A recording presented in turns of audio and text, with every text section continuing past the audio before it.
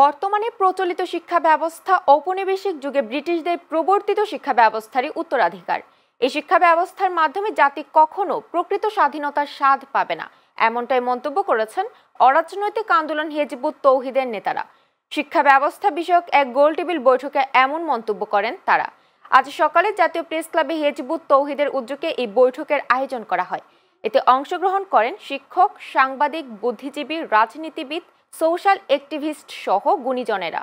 অনুষ্ঠানে আয়োজক সংগঠনের নেতারা বলেন, ঔপনিবেশিক শাসনামলে এই উপমহাদেশে ব্রিটিশরা একটি ষড়যন্ত্রমূলক শিক্ষা ব্যবস্থা প্রবর্তন করে, যার উদ্দেশ্য ছিল এখানকার মানুষকে সাংস্কৃতিক ও মনস্তাত্ত্বিকভাবে একটি দাস জাতিতে পরিণত করা।